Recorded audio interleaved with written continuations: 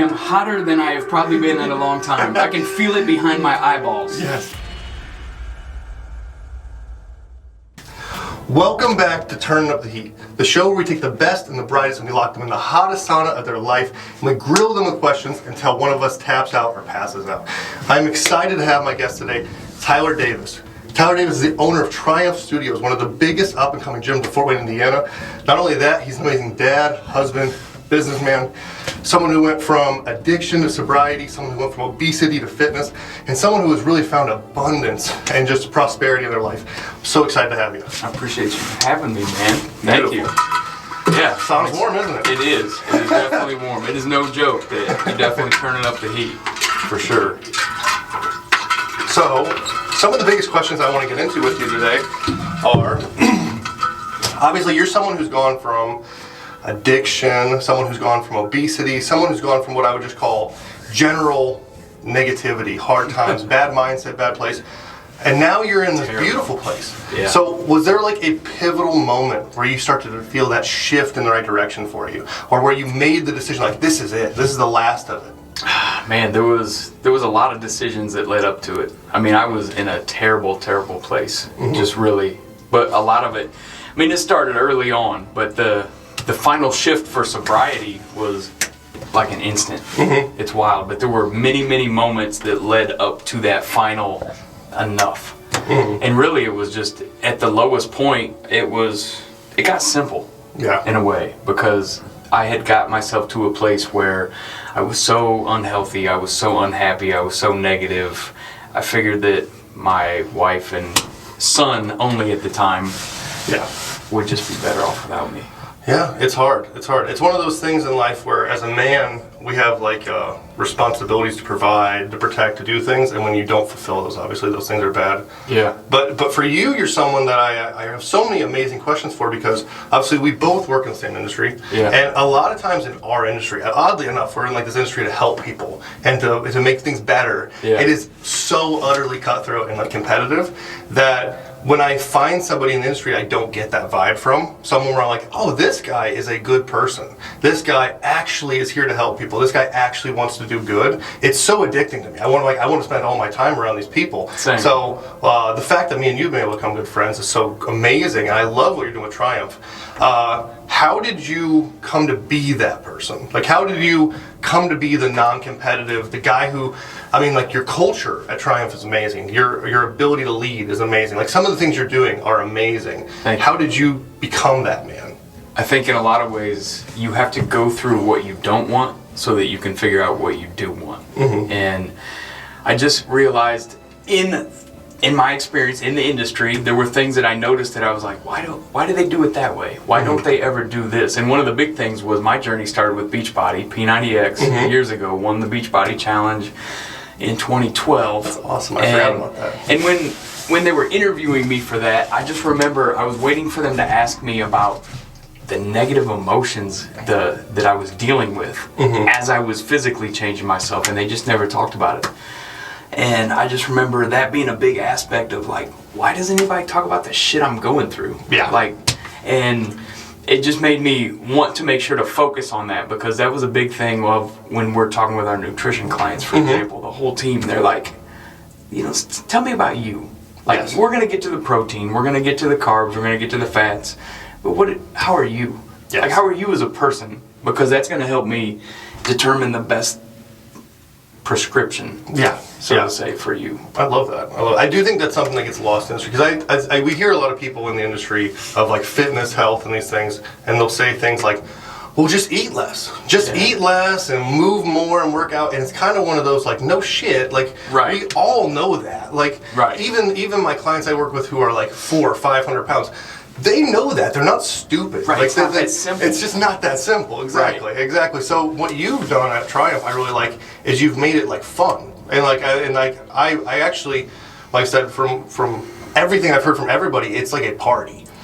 So like how you have a DJ background. So how did the DJ background turn into Beachbody getting ripped, turn to now I own a gym where we DJ and we do classes while there's light shows going on and stuff like that. How did this come to be? Only God. puts together something like this. I mean, literally, I went to school for audio engineering back in 03, 04. When I moved back here, I worked at Sweetwater, which was the only thing you do. But yeah, I DJ'd my first house party in 7th grade, DJ'd in clubs, and I just, I produced electronic music, still have turntables set up at home. And then when Triumph became a thing, it's like the lights are off, which connected for me, because when I was so overweight, I wouldn't go to the gym because I didn't want anybody looking at me. The music is loud. They can't hear me breathing. If I'm breathing heavy, I like that. That's another thing that people are a lot of times self-conscious about. Like, I don't want to hear it. Heaving and gasping for So air. a lot of times when I'm coaching, I'll do a cough test. Like, if I can hear myself cough, it's not loud enough. Turn it up a little bit. So the club style lighting, the music, the fact that we get to, as coaches, we get to be the DJ. We program because at Triumph, 3 of the 4 rooms we move to the tempo of the music. So the coach is the DJ. They're the MC, all of it. I love it. And that's just something that I think our bodies are designed to move, and rhythm is like, music is like the soundtrack of the soul. Yeah, I love the thought process behind it, because there is hey, if we put good DJ music on and lights, people have fun. Right. But then there's like the secondary aspect, which I get too, which is that like I even like background music going on when I'm doing almost anything, because it just helps me think clear. It helps me focus on something else. But the idea that people can kind of hide in the darkness and the lights, the idea that people can kind of not hear everybody, not hear themselves, and just have fun. I love the idea that you guys are DJing and kicking people's ass at like 5 in the morning too. Which is amazing. I think that, like I said, there's a massive hole in the market right now that you're filling, which is literally just taking good care of people, but in a way where they don't almost even feel like they're being taken care of. And what I mean by that is not that they don't feel the care, it's that you make it fun. Like, people just feel like they're going to an arcade. They just feel like they're going to do something. So the fact that like you've been able to build that is amazing. I think some of the bigger questions to dive into is, like, you've been lucky enough to be part of the Fort Wayne cohort. So the cohort, amazing group. For people who don't know, this is just a large elite business group that basically the best of the best are in. They're bringing in guys like the owners of Parkview. They're bringing in these massive, we're talking $100 million, billion-dollar leaders, and you guys are learning from them directly. And how has that helped you redefine like leadership? Because leadership's one of those things I think people struggle with the most. It's fun on paper. It's like being tough. It's really awesome to say I'm tough until it's time to be tough. So like, as a leader, for someone who has such a good culture, I've met your staff, they all seem like they love you. Like, how has being in the cohort helped you redefine that? And like, what would you say even like leadership means to you today? I mean, leadership, especially from this business standpoint, it's my job as the leader to build the people. Build the people. I love being able to set back, and it's almost like looking at a puzzle and seeing this person's strength and this person's strength, and how can I coordinate these strengths so that they could possibly work together and blend them in. So this year we've created a marketing team. We have our nutrition team, and there's people, and there has to be leaders within those groups so that they know. And I think one of the biggest things that the cohort has shown me and reminded me, as well as this other program that I'm a part of called Warrior, is Warrior's great. I am my #1 asset. And I think a lot of times as leaders, we have a servant heart, we have a servant mentality, and we want to take care of our team so that they can best serve our clients and our members and our culture. But a lot of times it comes at the expense of us. And that's and I'm no different than anyone else. I'm constantly finding that blend. That blend. One of the things I learned from Kelly Bird, who is the cohort, is I don't say balance anymore. Because in his mind, balance is like a teeter-totter, all or nothing. Life isn't that way. I definitely think that one of the things that you hit on too, which I think is so deep, I've felt in my own business practices, I felt in my own staff, is that I've always said, I hire with my heart. And I don't fire with my heart. I suck at that part anyways. It's like when you're a kind-hearted person, sometimes business is hard because you see value in everyone. And you want everyone to be involved. The very fact that someone wants to work for you, you're just like, this is cool. Somebody wants to work for me. Somebody wants to be an employee for me. That's crazy. But then finding that balance between what is being a good leader and a nice leader, which I've had to learn myself. Two very different things. Do you think that the cohort taught you that? Do you think being a father leaned you into that better? Do you think it came naturally to you? Is there anything you think really honed that in for you? I think everything. All of it. So when I was growing up, my father owned his own business. He had a trucking company. We had semis, dump trucks, bulldozers, backhoes. So by the age of 17, I was running crews of 10 guys out in the middle of the night plowing snow, running excavators, digging ponds, tearing out parking lots. And that was something that my dad made me do. And he's been gone 15 years now. And at the time, man, I just like every punk ass kid. Yeah. I couldn't stand him because he was tough love on times 10. Yeah. Like he would tell me the shit I needed to hear, not what I wanted to hear. Yes. And I think that taught me a lot. It taught me a lot of how I wanted to be as a leader and how I never wanted to be as a leader. Yeah. But it took me years to be able to distinguish between those two. And I think that has helped me to lead better because, yes, I don't necessarily always look at it as they work for me, they work with me. Yes. And we work at this together as a team, but there will be times that I will have to be the leader and remind you of the culture, of the conversations that we have to have. And sometimes, unfortunately, there will be times that, like, hey, here's where we're going. I love you. I would love for us to all go there together, but I don't know if you're going to be the best fit to go there. Yeah, it's hard. Like I said, firing is probably the hardest thing I've had to learn how to do in business because, like I said, you also build relationships with people. It's not like you're firing strangers. In our business, we're literally hands-on with these people. We teach them hands-on. We invite them into our family sort of situation. So the big thing that what I'm hearing from you is that a lot of these things just came from time. You got over addiction. I said you got over being overweight. And so what you find from people who've been through those, people who've been through addiction, they admire their own health. People who have been, overweight, God, they feel so good. They're healthy now. So you get these confidence. You become a little bit nicer person because you spent some of your life fat. Yes. You can actually, I think people that work in our industry, having a background, like I was obese my whole life, and I care for these people. Right. Because I know how much it sucks. Right. You have empathy for them because you know what they're going through firsthand. Yeah. I used to tell myself things like, I'm going to run a mile a day just because I was like, you know what, today's... And then I didn't do it. I still ate like crap. But what I see from you now is like, I always say that hard times mold us. And I think it's beautiful what your dad did because I had a hard father. I said my dad was, he was a brick wall. Yeah. But I hated him for it. Right. But it made me a man. It made me amazing. We have a lack of that nowadays. I feel like there's not enough of that molding. Right. And you're someone now who's getting the opportunity to mold people who aren't even your family. Right. And how does that feel? Like to be on the other end, now that you're probably a little less hard knocks than he was, you learned some lessons from him. Yeah. How does it feel? Like, do you get imposter syndrome ever? Does it feel weird that you are the guy now? Like, you're the owner. I'm the leader. These guys listen, they show up here because of my business. Yeah. How does that feel? It feels great. Yeah. It feels good to be trusted, but it's also earned every single day. Yeah. Like, every decision I make. And I think one of the biggest things is I'll look them in the face and say, hey, I screwed up. Yeah. When I screw up. And I'm going to screw up. Yes. It's happened many times. It will happen many more times. I think it's taking ownership of that and be like, hey, here's my takeaway from this situation.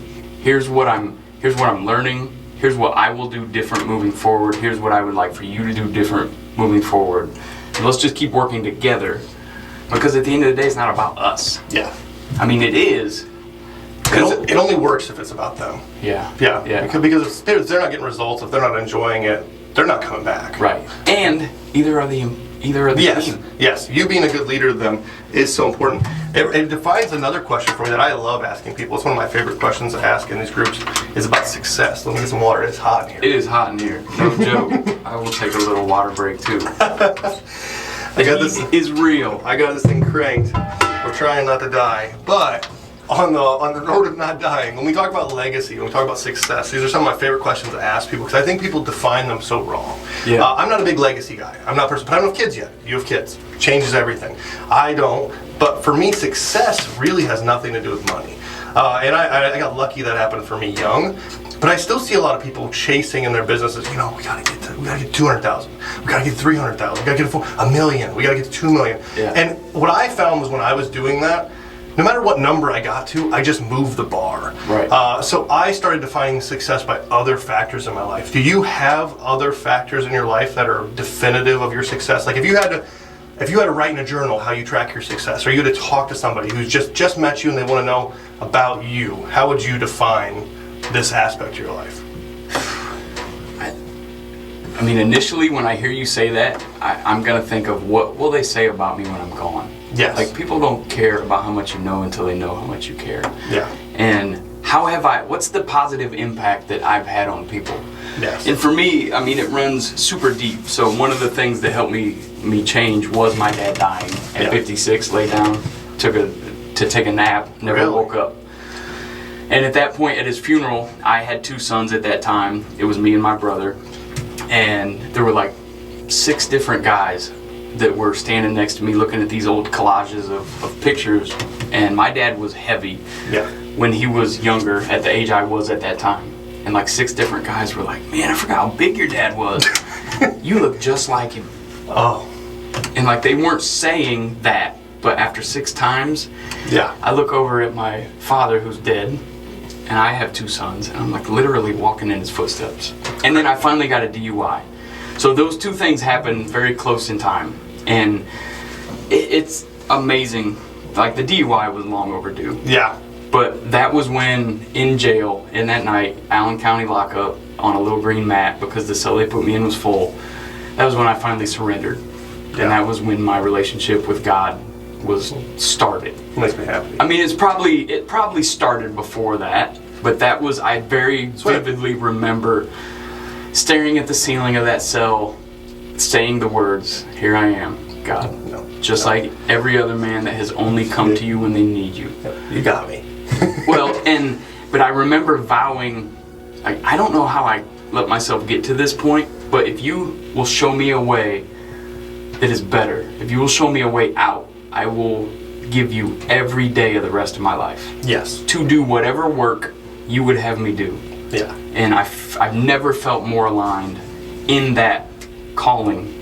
Yeah. It is amazing in 2 aspects. I think that draws for me is, one, I do think it's so interesting how many people just like the 18-year-old kid who thinks this girl's pregnant is like, dear God, if you just make this not happen for me, I will do. And then like it's just like a fearful pity party sort of statement. But then you see these all-time life-defining moments, like you do this DUI or this funeral, and one thing I say a lot that I feel like the world right now is trying to shelter people. Yeah. I just think, and whatever people's feelings on that, they can have their own. But I think the world is trying to shelter people. And I love the concept behind it of, I want people happy and cared for. I get that, it's beautiful. But the truth is that, nothing gets molded in an easy way. No. And the things that define my life, that shifted me so drastically in the right direction, were the worst things that ever happened. Hell yeah. So obviously as a father, that's an interesting thing, because it's like, there's this dynamic of, I don't want you to go through hardship. I don't want you to go through that. At the same time, if you don't go through hardship, you're not going to know. You're not going to know. Yeah, you're not even probably going to become a real man at the end of the day, because that is what men are. Right. We are a molded thing that comes from becoming this. Yes. So how do you define that in your fatherhood? Man, that's a wild one. Yeah, that's a big one. It's a good one. It's a tough one, because it's been interesting how this has all worked out, because my oldest son's 21 and my other son is 18. And they were 2 big, so I have 4 kids total. The oldest is a daughter, youngest is a daughter, 2 sons in between. And I changed my life in a big way for them. They were a big inspiration, because I realized that kids don't do what they're told, they do what they see. Yes. And if I wanted to be a good father, I had to be a good example by being a healthy, strong individual myself. Now, both of my sons have chosen their own path. Yeah. Which lends exactly to your point. Like, could I try and coddle them? Could I try and tell them, oh, it's okay? I could, but sometimes the best thing I can do for them is to sit back and let them take knocks on the head. Yes. Let them go through the trial by fire. Ever since they were probably 10 years old, I can remember telling them, there's a word that I have repeated, and they'll probably all roll their eyes. Choices. Yes. As a father, all I can do is try and prepare you to make good choices. Because before you know it, somebody's going to go, Yes. And I won't be there. Your mom won't be there. The choice is yours. Yes. And then you have to make the choice and be prepared to live with the consequences. Yeah. And like you said, the most defining factor there is them running from that a good thing. And I don't mean this with drugs. I'm not talking about drugs or addiction. Right. I'm simply saying when those dumb, hard, goofy, we've all done at times come, is it a lifetime defining factor in a negative way, good way? We don't know. I think that's one of the things too. If you look back and cherry pick the parts of your life you want to remove, you'd probably stop being Tyler. Oh, yeah. People have asked me before, like, if I could go back and change, because, like, if we had enough time, like, I could just share all kinds of shit. Yeah. And I wouldn't change a thing. Wouldn't change anything. Yeah. Because I'm right where God has me today, with the people in my life, in this moment, having this conversation with someone else who has like-minded goals, who just wants the best for everybody else. None of that would have led me to right here if I would go back and change it. Yeah, it's you might save yourself a little pain, but you'd hurt so many others that you've desperately saved along the way too. And I don't even think that hurts something worth avoiding. Well, it's interesting that you say that. So my wife is a nurse practitioner. She's been in healthcare 22 years probably. Yeah. And a lot of times she sees people when they try and stay comfortable, she sees the after effect. She sees the outcome. Yes. So either way, we're going to spend the time, we're going to spend the money, we're going to spend the energy. We either do it upfront proactively to enjoy life, or we end up having forced to deal with it later. Yeah, I love that. I have a layered question here that has kind of inspired me to ask. So one of these things that we joke about, at Hercules, it's getting hot. It's hot, it's warm. Warm. It's freaking great. It is real. Is that, you know, a lot of people, we do this like bake the cake analogy, which is like the cake says to bake it at 400 for 40 minutes. Yeah. And people are in such a rush to get success, to get skinny, to get healthy, that they crank the oven to 800 and they cook it for 20 minutes and the cake turns out like shit. Yeah. Yeah. So this idea that more is better or that harder is the right direction, or literally just not doing them intelligently, just going about them. You probably see this in your nutrition clients. You see it in your clients. You see it in success chasing. So I define back to two questions. I'll layer them so we can hear them both. If somebody wanted to get healthy, obviously join Triumph. Huge thing. And Hercules. Love that. I love it. Both. Yeah. Team up. That's right. But how would you have them start? Someone comes to you, Tyler, I don't have any money, I have nothing, I can't sign up, someday I will. What do I do today? How do I get healthier today? I would say, get a bottle of water, download an audiobook or a podcast that is going to teach you something, probably about mindset, maybe about spirituality, maybe about self-care, and go for a walk. Yeah. Free. You can get free resources, but a lot of times we overcomplicate everything. Yes. Like if you want to change, the change starts from inside out, not the other way around. But I think we have been trained as a culture to focus externally.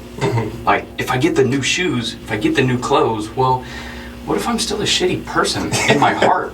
Like, what do you do then? Seriously, you see this time and time again. It's usually the people who are rolling around with, no offense, I'm sure there's caveats to this, but it usually is the people rolling around with the Louis Vuitton belt and the $800 shoes who don't have their priorities right. And that's why you see some of the most amazing, successful guys I love watching online wear basketball shorts and t-shirts, even though they're billionaires. So it's like, priorities, choices. And then that same question reverted back to someone who wants to start a business, because you, just like all of us, maybe not all of us, but a lot of us, you have gotten hammered in this business. I've been hammered in this business at times, and you've seen great success in this business. How do you deal with the times where things don't feel like they're going your way? And how have you continued to grow upward? If someone was going to interview you just on you growing Triumph alone, what would be that 2-minute story of like trauma to success? How does it feel? I mean, a couple different things. I mean, I definitely got to give a shout out to the founders, Justin and Karina, because none of us would have grown it alone. All the coaches, everyone has helped to grow it to what it is today. And I think a big part of the other side of that is going to have to come back to my catchphrase that I've lived by for years, which is keep showing up. Which comes back to everything that you were talking about before: consistency, patience, acceptance. Like doing this shit on the days that I don't feel like doing it. But I do it because I know it's required to move things forward. Like it's one of the big things that we've never been afraid to pivot. like, we'll try something. We will try something, and if it doesn't work or doesn't produce the outcome that we feel it should, whether it's from a revenue standpoint or people getting results, or it just makes people angry, we don't keep doing that. Yeah. Like, we're not just going to keep doing something because our consultant says this works in Manhattan, so you should do it in Fort Wayne, Indiana. Yeah, it's not templated. This is specifically for your people you care about. Right. I love that. I love that. That's a good answer. So it is getting hot in here. It is warm. I'm gonna grab some water real quick. My My shirt might have enough water in it right now for me to just drink. Dude. It's a hot one. It is a hot one. We are technically turning up the heat. It is 170. 170 in here. It's warm. cooking. It's cooking. It's amazing. Feels longer when you're in here. But the beautiful thing is I want to kind of get into those rapid fire questions where I said we don't necessarily need the most fast answers, but those are kind of those click button things people love to hear. Yeah. So let's hop into them. When we think about your daily routine, what are the most important parts of your daily routine? Looking at the 4 a.m. alarm, not as an alarm, but as an opportunity. Beautiful. It's an opportunity clock. Like a lot of times the night before, you're setting yourself up tomorrow by what you do today. So tomorrow starts today. It's an opportunity clock to get up and go. I love that. I love that. Do you have any other, like, I take a sea salt with water, or I do lemon juice, or like I read a book, or is there anything that's a part of your morning, daily, afternoon routine that's essential for you to become this amazing man you are right now? So a lot of times on the way to triumph, in silence, taking in the daily scripture. Yeah. So taking that in and then meditating on that. And then later throughout the day, I'll do something through Warrior called stacking. A lot of times it's either that and meditation, or sometimes it's just meditation. Just some habit stacking? Yeah, whether it's 5 minutes or what. But it's that time to give myself peace to just be in conversation with God, and more so for me to shut up and allow Him space to speak.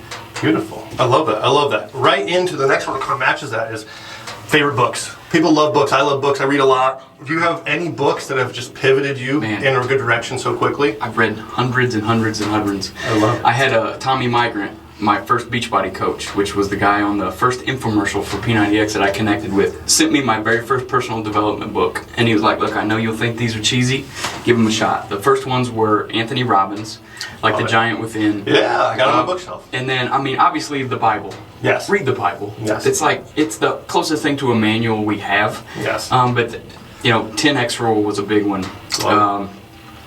Can't Hurt Me was another one. I haven't read this one. This one's a good one. I've heard David great things. Goggins. Yes. I mean, it's a mentality of, like, on my hands we have calluses, right? Yeah. Well, the shit you've been through earlier in your life does the exact same thing to your mental and your spiritual. Creates calluses so that when the next negative thing that is going to shape your life comes, you're able to handle it. I love this. I love this. I love this list. So when we shift a little bit into your favorite health foods, what are your favorite health foods? What are the things that keep Tyler healthy you go back to time and time again, even if they're boring? Man, Shakeology. Shakeology has been my breakfast for nearly 15 years now, and that's the stuff that Beachbody makes. Yep. That was part of the contest I won back then. My wife and I both drink it every day. Oatmeal is probably something that I have between breakfast and lunch as a snack. That's there a lot. Bananas are probably some staples. I love it. I was going to ask you for your favorite mantra quote, but I've heard it a couple times since we're here. I'm assuming it's keep showing up. That's one of them. Yeah. What's the other one? So keep showing up, and then the other one is never give up what you want most for what you want in the moment. I love that. That helped me get sober. People are so bad at that. Right. Yes. We're impulsive. In the moment, I want the cake. In the moment, I want to skip the workout. Well, what do you want most? Yes. Hang on to what you want most. I love this. I love this. I love this. How do you unwind? You're a business owner. Pressure, pressure, pressure. What is it that helps Tyler stay human? Helps him relax? What does that look like for you?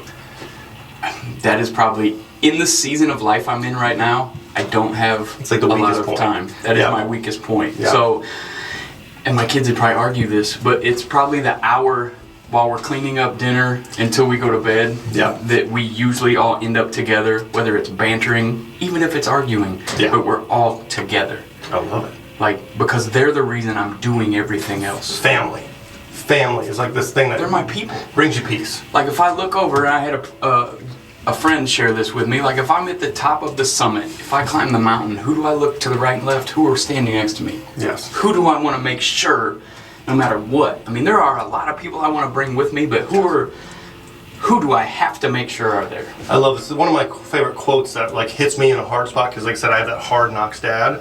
But it says, "Your father's the only one that wants to see you be more successful than he was." And I think that's something that obviously only a father can define. But I'm sure there's a lot of truth to that. Like a lot. As a father, like this is the only man on the planet you're bound and determined to make beat you in every way, shape, and form, and you'd love it to happen. Yeah. And I love seeing that. And then the last thing is kind of a goofy one, but everyone has a funny one. Do you have any hidden talents? Do you juggle? Do you do anything? I know you're a DJ, which is pretty badass. I scratch records a lot. I used to scratch records on people's albums. Pretty fantastically. I was in a hip hop group here in town for a long time. That's awesome. We won the Whammy in 2010. First time Third Frame didn't win it. Those guys were great too, though. That's awesome. Man. The hip hop artist, Whammy winning, bulldozer driving, oversized addict who turned himself sober, skinny, healthy, happy, amazing family, beautiful life. I'm excited to hear it, man. I said, and the same for you, you know? I love it that you are taking this time and turning up the heat and focusing on others, but make sure, and I'm sure you do a great job of this, but we've got to give you a shout out too. Thank you, like man. You are literally changing lives, and it started by you changing yours. That's huge. I love that. I love it. You've probably felt this too. Another random thing I said the other day to my coach, I said it kind of willy-nilly, but I realized afterwards I meant it. I go, I know I've probably lost 500 pounds.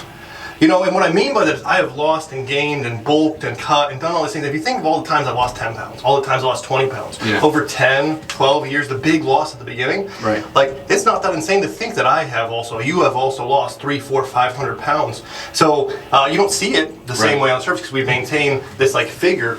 But for anybody who's curious, it's something we do every day. We're constantly manipulating our bodies. Every day. And I always joke around and say, I tell people I didn't lose the 100 pounds because I ain't trying to find it. Yes. Like, I got rid of that shit. Threw it away. But like you said, I'll tell people when they come to Triumph a lot of times, I'm not seeing results quick enough. Well, how are you feeling? Go take a picture in the mirror. Don't send it to me. Yep. In 6 months, take another picture. Like, and there is weight that you have put down in that time emotionally that you can't see in a before and after. So you might lose 30 physical pounds. You might lose 5,000 emotional pounds. Yes. Like, and it's two different things, but they're all tied together. I think there's something about waking up and loving yourself and not hating yourself anymore that is something that people that are looking at their weight loss don't feel yet. They don't know yet. It's one thing to be skinny. It's one thing to get buff. It's one thing. But the biggest thing is to feel genuine love and care for yourself, which is something that you can only do if you are loving and caring for yourself, which is the actions we take to get there. It's hot. We're getting hot. It's hot. We're getting hot. As we get into these hottest questions, I got some good ones for you. Let me try to hydrate for a second. Yeah. It's no joke, y'all. I know you can't see it. It's dripping. It's almost like a heated cycle class. I brought the baddest man with the sauna and the cycle skills on this one. We're gonna see how long he can go. But Triumph. I just want to talk about it more because I love it. I love what you guys are doing. What does Triumph? What does your life? What do these things look like in 5 years? Big dreams. Big dreams? Yes. Big dreams would be multiple locations. Yes. It would be a huge nutrition program that is not just in person, but online and virtual. I love that. And not just prescription based, but we would have to stay within our lane, but get to know people, get to know clients, because that's one of the biggest things that I've heard is like, my coach is great, but they give me 15 minutes and then they have to go, which I understand, totally understand. So we would have to build a business model that would sustain that. It makes sense for that. But, and that's going to help us get to multiple locations, and eventually down the road is franchising. Yes. But it's making sure that we maintain the heart and the culture of what Triumph is, which is, in my mind, a sanctuary, a beacon on the hill where broken people can go. They might be intimidated by first, and I love that. We wear all black. We might be shouty. Some people have big chains and beards and whatever, but we're also going to make sure that you feel love from the moment you walk in. Yes. And I would love to take that and spread that in other communities across the country and across the world. I was going to say, so franchising and also your new locations, you're thinking outside of just Fort Wayne. We're thinking branching. Yes. I love that. I think this is definitely something that would do well in a hot climate. Yeah. Because hot climates, these guys stay in better shape. They push themselves. They're shirtless more. Right. I love and if that. we've proven that we can do it here, yes. Man. Franchising would be easy. Once you guys get the template laid out, it's the hardest thing in business is to be the original template. Yeah. And I know you have the original owners, and then you took over and grew it, and you did all these amazing things with it. So all complete props to you on that one. But as you prepare for franchise, things like that, obviously, it's going to be about not just creating a good business, but creating the right SOPs, the right KPIs, creating a system that can track and maintain and make sure that these are what you need. And those are hard. It is. Those are hard, especially when you're in a business that never had them. If you didn't, and you're trying to integrate them, they can be something you get fight back with. Yes, I'm going through all of that, and they did have a lot of things in place, but it's time for some restructuring, and it's time for some revamping, and it's time for a leadership team to be formed and brought up to where, because at one point with 27, 28 people, I can't hear about everything. No. I shouldn't. I mean, I'm thankful that I can address nearly everything. Yes. But I certainly lean into my team, but I need the team to lean into the team. You got to move. At a certain point, the hardest thing to see business owners do is move from service into ownership. Right. And it's hard. But the thing you try to explain to your employees is there's not enough time. Ownership enough, it kills me. Ownership enough takes 50 hours a week. Ownership enough is everything I got. So when I'm putting another 20, 30 into stuff that I need to have service do, then you make yourself miserable. Well, as we get to the point where it's getting just miserable in here. It is getting miserable in here. I guess it comes in some miserable questions. So what are some times in Triumph, not just your life, we've heard those, in Triumph where you went, man, this isn't going to work out. Man, this is hard. Should I do this? Should I have bought this? Was this a good decision? And obviously you've overcome them, so that's beautiful. But can you speak on any of those situations, how it felt, how you got through it, things like that? Man, I would say it was once I started cleaning the physical space and I voiced that, hey, if you're going through something, if there's something that you feel like you haven't been heard, I want to hear you. Yes. I opened the floodgates, which needed to be done, but what that meant was not only was I taking on this new financial burden, this new physical burden, but I was now taking on everybody else's emotional weight.